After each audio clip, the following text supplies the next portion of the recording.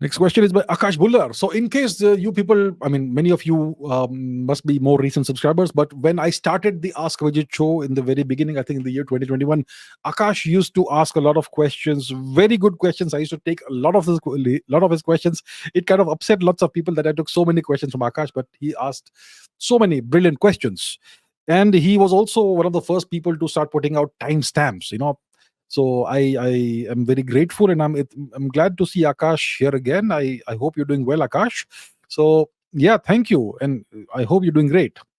And let's have more questions. You always have great questions. So the question is, under brain cosmology, how much do you think the ekpyrotic universe makes sense? Is it supported by mathematics? So I essentially have to explain two things here. What is brain cosmology and what is the ekpyrotic universe? So settle down and let me tell you the story. So what's brain cosmology? First of all, let's talk about brain cosmology. So brain cosmology is a theoretical framework in theoretical physics that extends the concept of extra dimensions. So what are dimensions? We know the three dimensions: length, breadth, height. And we also speak about the fourth dimension, time. So in general relativity, we have four dimensional space time. Okay. So these four dimensions are the familiar dimensions for us. So in brain cosmology, we extend this concept. We extend the concept of dimensions beyond the familiar 3 plus 1 4 dimensional fabric that we kind of understand. And you can have more dimensions, 5 dimensions, you could have 10 dimensions, 11 dimensions, 26 dimensions, and so on. So all this is part of string theory and M theory. And yeah, main concept is more than 4 dimensions. So brain cosmology, so the key concept here is a brain, and obviously you have bulk also. Let me explain what is brain, what is bulk. So the term brain is short for membrane. So in this concept, you have multi-dimensional objects within a higher dimensional space. Let's say you have 5 dimensional space, or you have 10 or 11 dimensional space. In that, you have a brain which is, let's say, 3 dimensional. Let's talk about two brains. A two brain is a 2 dimensional surface. A three brain is a 3 dimensional volume. A four brain would be a 4 dimensional hypervolume, and so on, within a much larger thing called a bulk. Okay. So yeah, so a brain is short for a membrane. It is a multi-dimensional object embedded within a higher dimensional space or space time. Okay. So the observable universe in brain cosmology is typically thought of as a 3 dimensional brain embedded in a higher dimensional hypersurface or hypervolume, which is called the bulk. And where are these extra dimensions, you say?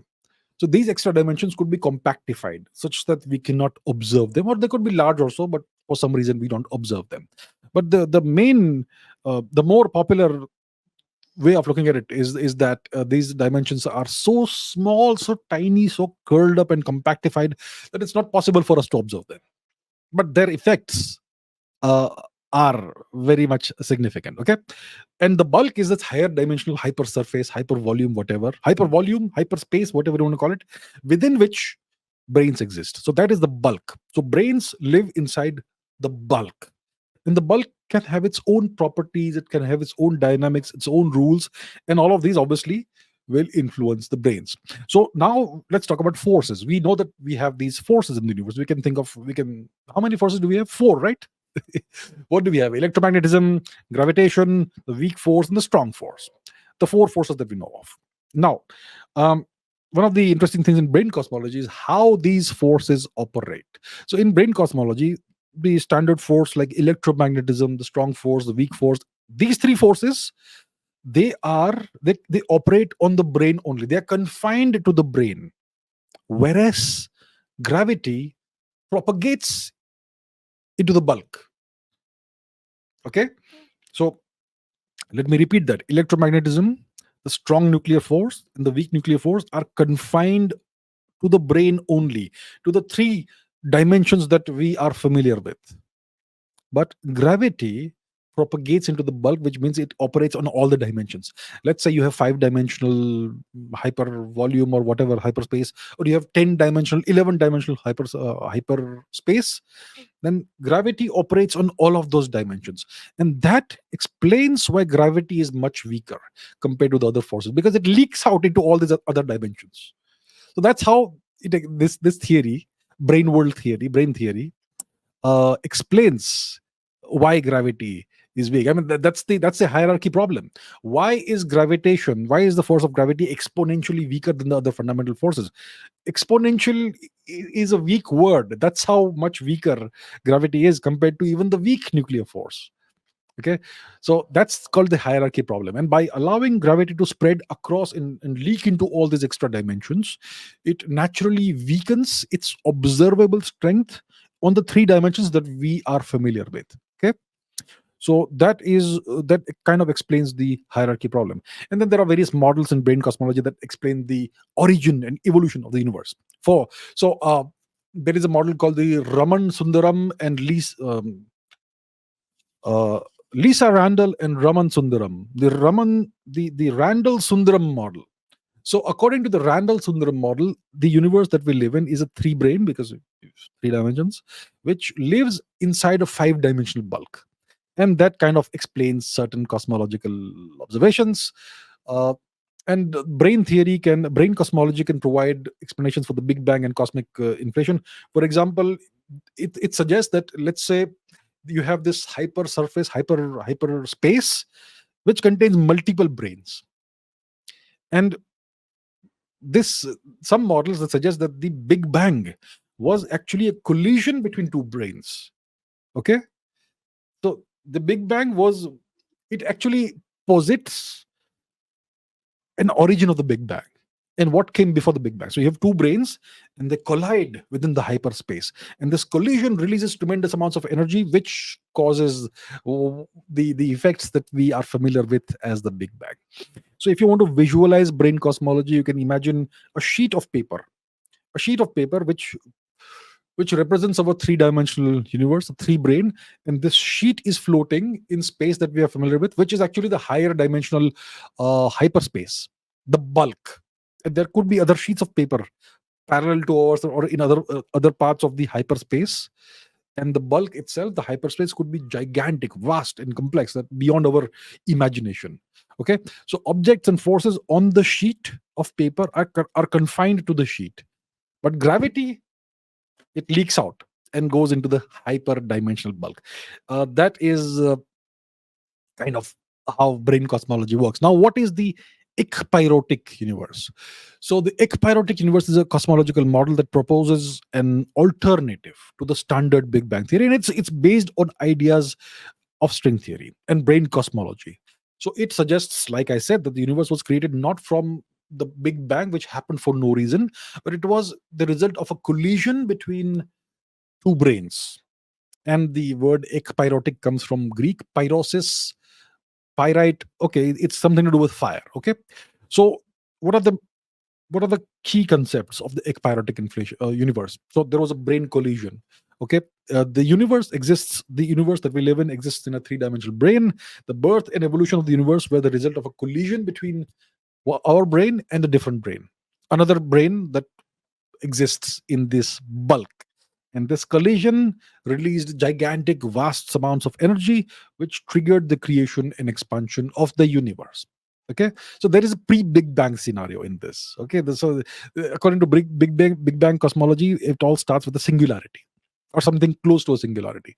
But the ekpyrotic model, it says that there was a pre-existing state, and that's the difference. And it avoids certain it avoids the singularities and infinite densities, infinite curvature, infinite temperatures, all that which come along with the Big Bang cosmology, right?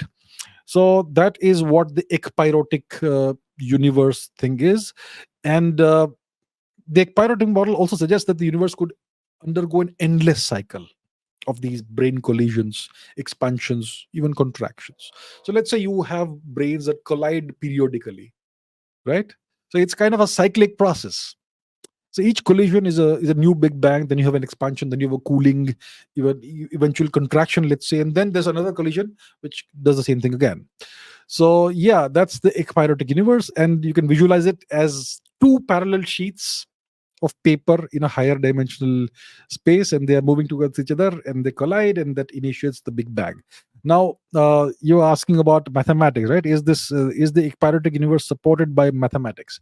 So yes, it's obviously built on equations, mathematical equations derived from general relativity, from string theory, and brain dynamics. And these equations describe how the brains evolve and how they interact, how they collide within higher dimensional space. And it uses various modifications of the Einstein field equations to incorporate the extra dimensions and brain interactions and all that. So yeah, so brain, that's brain cosmology, and it needs to match observational data, and it predicts certain effects. It predicts the formation of large scale structures like galaxies and clusters of galaxies through the growth of initial density fluctuations, which we spoke about in the previous answer also. It predicts the presence of baryon acoustic oscillations, which are regular periodic fluctuations in the density of baryonic matter, visible baryonic matter, which is the all the matter that produces light in the universe. So it predicts the presence of regular periodic fluctuations in the density of this visible baryonic matter, and so on. So it makes some predictions, some of which are actually bore out, and there are some large scale uh, structure surveys coming up. For example, the Euclid satellite went up into the L2 Lagrange point recently, I think last year. And it's going to start operating very soon if it's not already operational. And there is an observatory coming up in Chile called the Vera Rubin Observatory. So data from all these experiments will be used to will be used to test more of these predictions of the ekpyrotic model and other models as well, about density fluctuations and higher order statistics and whatnot. So that is the long-winded answer to this question. That's what brain cosmology is. That is what the ekpyrotic universe is. That is how it is supported definitely by mathematics. Very robust, very interesting, very complicated mathematics for sure. Yeah, it makes predictions that actually can be tested, that can be falsified. It's falsifiable predictions. So it's a good model for sure. And let's see how it is borne out by upcoming experiments and tests. All right, great question.